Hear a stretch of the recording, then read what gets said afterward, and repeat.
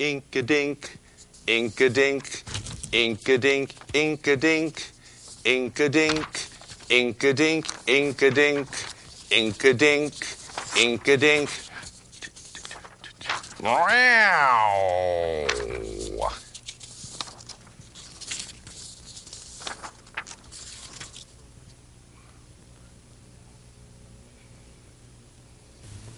Good morning. Welcome back to Basil BuddhaCat Presents. We're going to continue our conversation with host Basil BuddhaCat, former Congressman, former Speaker of the House, Newt Gingrich, and myself, I'm David Stevenson. I'm Basil's co-host. And as this is showing on Sunday morning, we're going to put a little bit more of a religious tone to it because that's Basil's intent. Because I want to just briefly remind the audience that very much like myself, Basil BuddhaCat considers himself to be a devout Christian religiously, but a Buddhist philosophically. And he well notes on his Facebook page, Basil BuddhaCat, he well notes that he is, in fact, a devout Christian religiously, believes Jesus Christ is his Lord and Savior, and a Buddhist philosophically, and he sees no problem or no inconsistency in that at all. Basil feels like, okay. I do translate for Basil. I want to note again to the audience because Basil does not speak English. Basil speaks not Cantonese, but Basil does speak Catanese. And reason being is that when Basil first set up his Facebook page with my assistance and became friends with John Kusumi, who is a very good friend of my show, Progressive Soup. John's been a guest on Progressive Soup, I believe, 5 times over the 3 years. Basil befriended John Kusumi, who is head of the Chinese Democracy Network in America. And after he had friended John, Basil began getting friend requests from other people who were friends with John.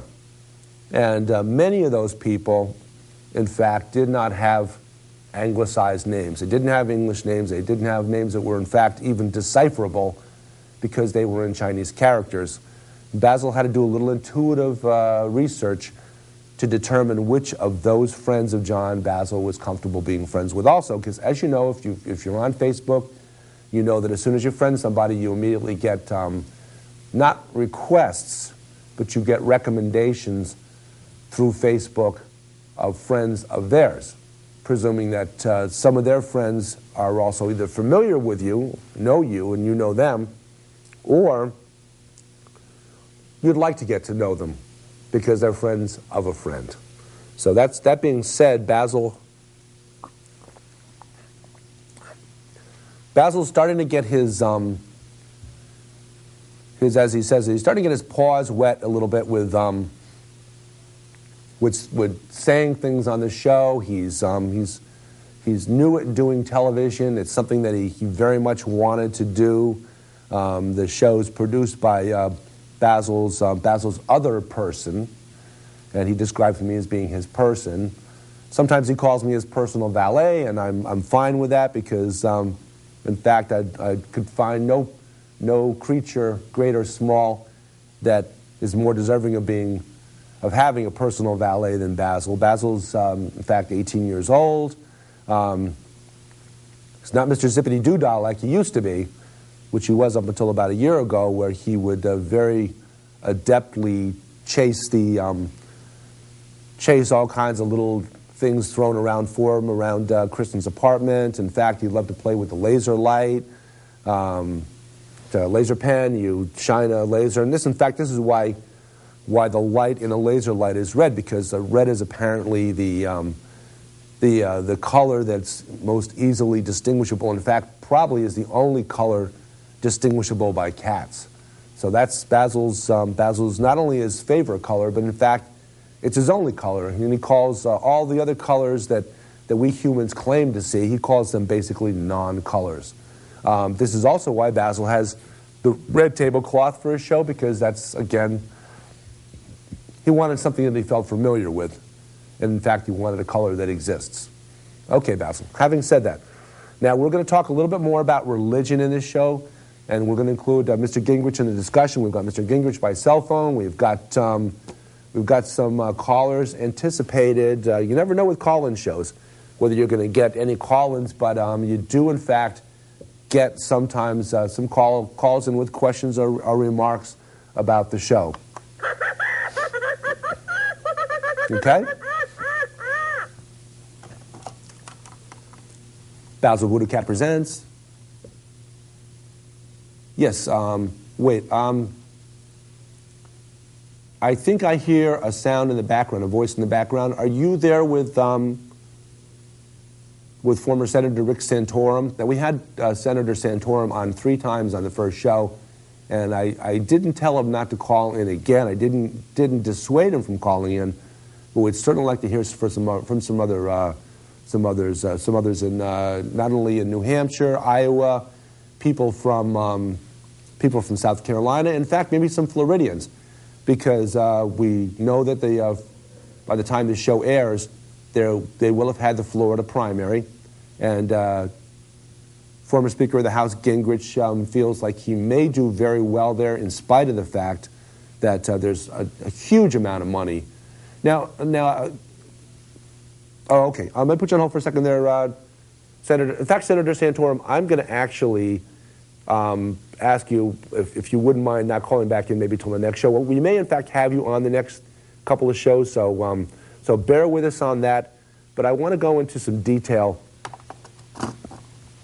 about Florida and about some things that former Speaker Gingrich has talked about, which perhaps should sit better with Floridians, with particularly Latinos, than the typical jargon, the typical razzmatazz of the more right-wing Republican candidates, folks like Peter King out in Iowa, who basically blames immigrants for, well, everything. In fact, former Speaker Gingrich talked in Wolfsboro, where Basil sent me as his emissary to make contact with him, to listen to his speech, to listen to the questions from the audience there, to gauge him as a potential guest on the show, and voila, here he is, via phone, and via his smart little photo with his red tie, standing in front of a tank, and taking questions from voters. But at any rate, he spoke in Wolfsboro about immigration. He spoke about it in a very different tone than the other candidates are speaking about it in. He, in fact, says that pragmatically, you can't just get 12 million or 15 million or 20 million people or whatever the actual number is. This, in fact, the shadow population in America. You can't send them packing because they're here, they perform a function, they do jobs. In fact, they do a real good job at a lot of different crafts that have become kind of stale to traditional Americans that are second, third generation, fourth generation, etc. So they do a lot of hard work. They do it inexpensively. Now, I think the notion that immigrants do work on the cheap is appealing to Republicans, because I think it's fair to say, Mr. Gingrich, and you can correct me if I'm wrong, that Republicans are as they describe themselves, being very pro-business. They get a lot of their money from large corporate interests, from McDonald's, McDonnell Douglas, from weapons manufacturers, from folks that, in many cases, a lot of their workforce, a company like McDonald's, a lot of their workforce are Latinos. Probably a lot of them are on faked papers, and they aren't actually American citizens. So they like the notion of cheap labor and how cheap labor prevents labor unions from gaining any kind of a foothold in industries like the food industry, the fast food industry, the healthcare industry, where a lot of folks that are taking care of your grandma and grandpa are in fact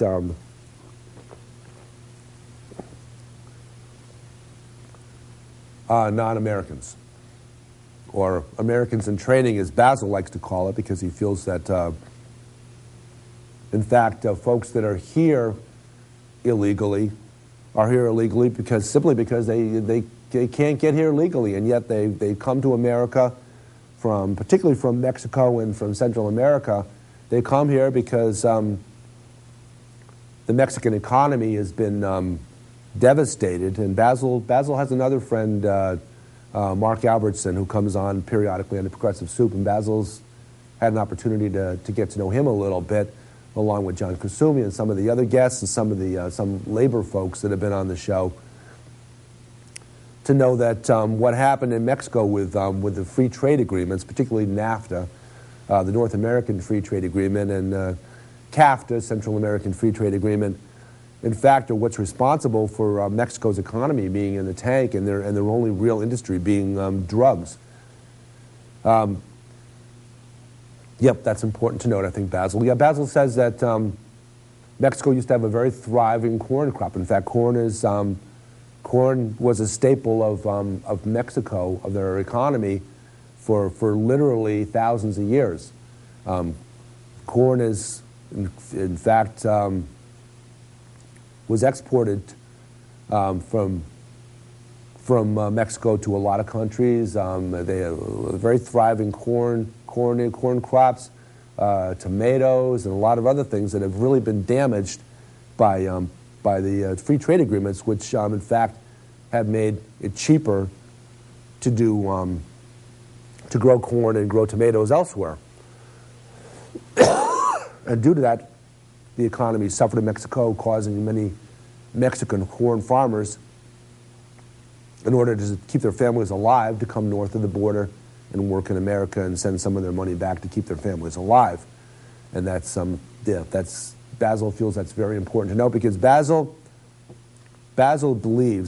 creed is definitely one of a Christian, in the sense that he believes that we ought to take care of people starting from the bottom up. You take care of folks that are poor, middle class, and you let the folks that are up the top echelons of the economic chain not only take care of themselves, but in fact do a little bit of something doing a lot for the poor and for middle class folks, because he thinks that it's just a Christian thing to do. And in fact, he says that his Buddhist principles, his philosophical, he's a Buddhist, that the teachings of Buddha very much jibe with the teachings of Jesus Christ. So enough said about that for a moment, but we're expecting some other call-ins. But Mr. Gingrich, in the meanwhile, you say that you expect to do fairly well in Florida simply because you've got people are understanding, folks that are Latino or Hispanic, if you will, and we could go on for a whole show about Latino versus Hispanic, and in fact on Progressive Soup we have done that Latino is the softer sounding of the two words. It's the term of preference to Spanish-speaking people, and that's the term that's softer sounding, Latino, and they do not like the term Hispanic as much, simply because, for one thing, Hispanic sounds kind of harsh, and it has a mean sound to it.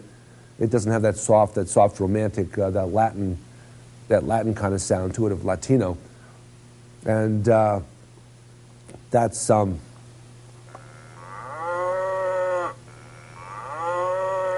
Okay, now we've used this in the past. We've got some call-ins from Iowa on this line.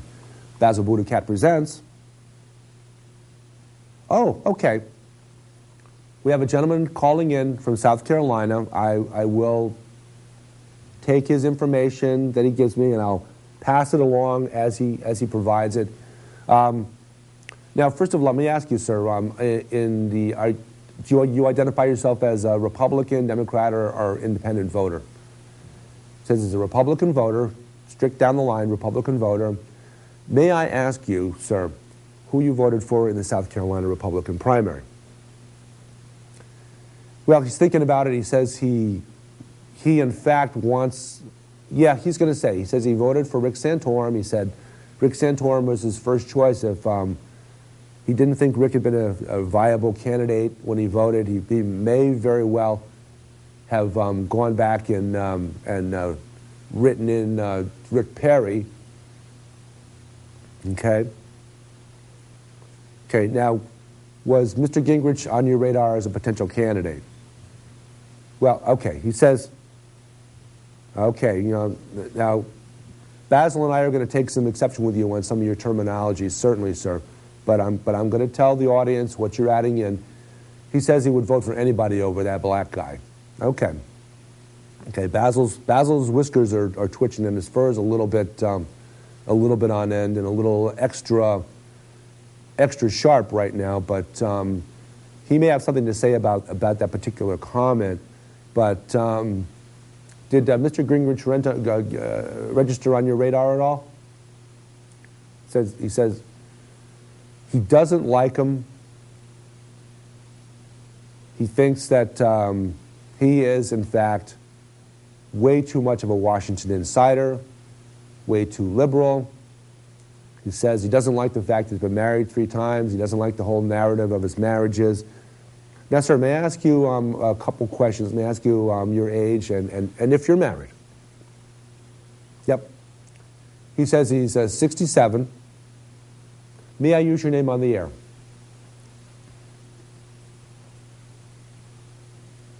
Yep, he says his name is Gerald, and he lives in Columbia, South Carolina. Gerald, 67 years old, Columbia, South Carolina. He says he's been married to the same gal since they were 16. Okay, yep. Okay, so that's a quite a long marriage, 51 years. So you've actually made it to your 50th anniversary. That's pretty incredible and fairly commendable, I think, it's safe to say.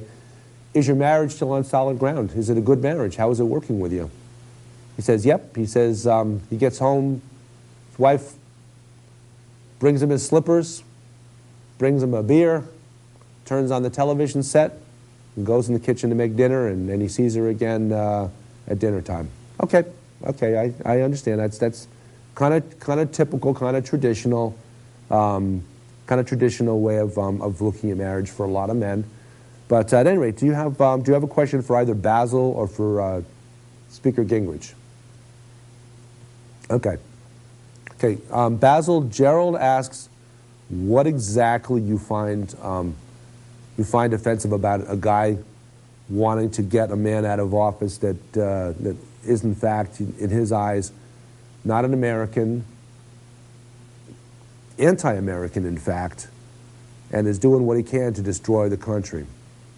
Basil, that's a lot to chomp into, but go ahead. Okay, I'm going to put you on hold there, Gerald, and Basil will have his say. Okay. Basil says, first of all, only people that are insane at this point would think that President Obama wasn't born in Hawaii. Only people with okay, I'll get your words straight. With preconceived racist notions about President Obama still, in fact, doubt his origins. Okay, anything else? Yep. Now, Basil's speaking in Cantonese, not Cantonese, but Cantonese, so I have to do some translating for him, but as he gathers his thoughts and gives them to me, I'm going to pass them along. Basil says that he really feels like, he really feels like it's sad that in America, and he understands that a lot of people began thinking of America as being post-racial when President Obama was elected by a pretty substantial margin. Yep, okay, good to know, yep. And also that he didn't win the majority of white America's vote, but he got a very strong, there was a very strong showing there, which made Basil believe that, in fact, America was becoming, in the words of many, post-racial, that people would judge someone based on their abilities rather than on their abilities rather than on the color of their skin. Now, he said he was particularly surprised and gladdened by the fact that that not only a gentleman that was black became president, but in fact represents America in even a deeper sense than that. In fact, President Obama being mixed racially, in fact, is a little bit more genetically, he's a little bit more Caucasian than he is African American. So he's particularly heightened by that and gladdened by that. Also, the fact that he doesn't have a traditional black name. His name is one which not only speaks to the cultural diversity in America, but also, in fact, sounded almost like, and yep, certainly those that disliked him didn't mind pointing this out. But okay, I'm just taking a sip. Yeah. Not only didn't sound like your typical American name, your typical Irish or Italian or Slovak or Eastern European name or French name. In fact, it sounded just a little bit like the name of a gentleman that struck hearts into the fear of many Americans, struck fear into the hearts of many. Okay, I got your verb and your noun and your adjective mixed up, Basil, because of the Cantonese is not my principal language, or Catanese. But his name sounds just enough alike someone who is basically number one on the get 'em list in America, Osama bin Laden.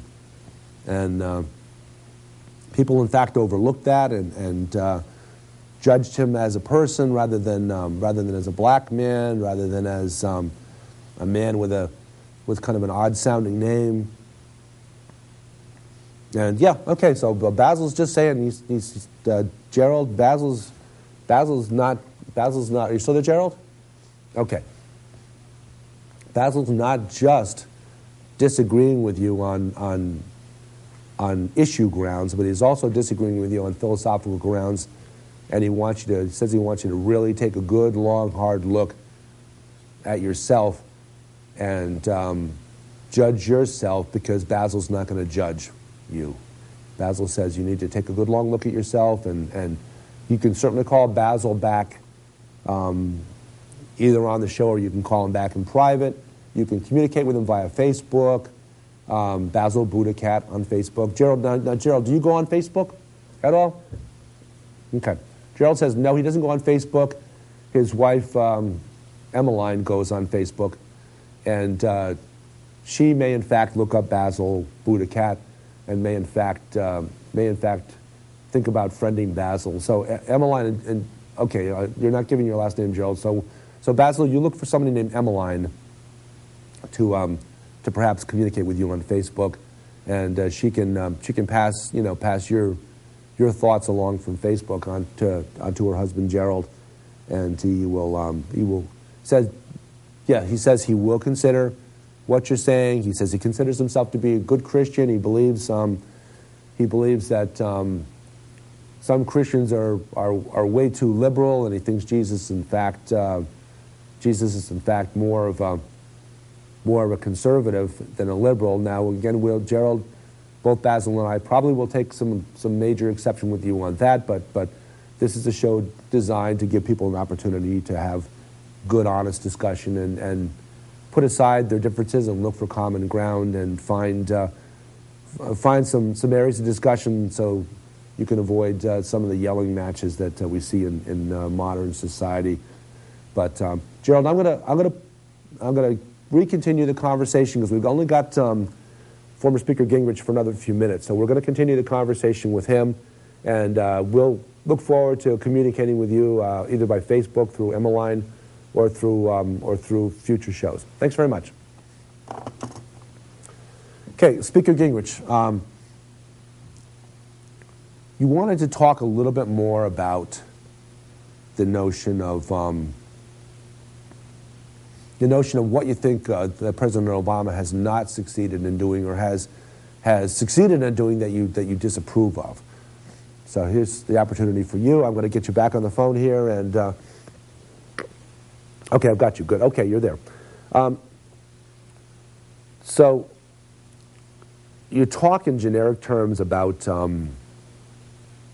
you feel that President Obama has done some bad things and sent America in the wrong direction. Some specifics, please. Okay. Former Speaker Gingrich says that he thinks that President Obama has leaned too much in the direction of putting more people in a situation where they need government assistance. And we'll talk about that in a second, but go on. Okay, it feels like President Obama has leaned too heavily on unions and taken too much of a union stance on issues. We can talk about that. Go ahead, we can continue that discussion. But anything else? He said those are two very important points that bones of contention, that if you will, that he has with President Obama. Now, Speaker Gingrich, you may want to comment on along the lines of the economics and the economic slide that in fact began back prior to, but really blew up back in August of 2008, which is 5 months before President Obama took office.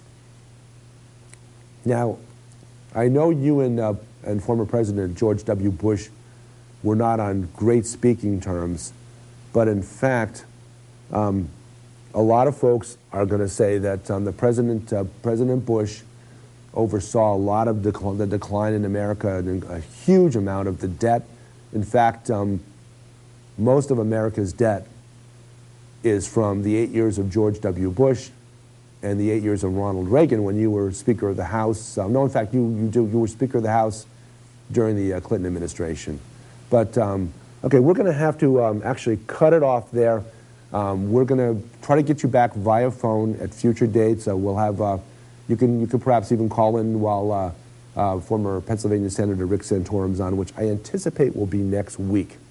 But let me just sign off with the audience.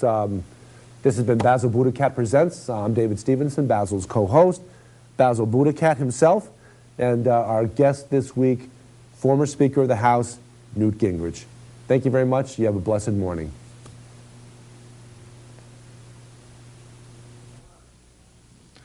They say they'd rob your grandma blind on Wall Street, on Wall Street. Fritter her away her Medicare on Wall Street. And Pharma Oil and their pet fox don't care if she lives in a box, so long as they wear platinum jocks on Wall Street, on Wall Street. Meow.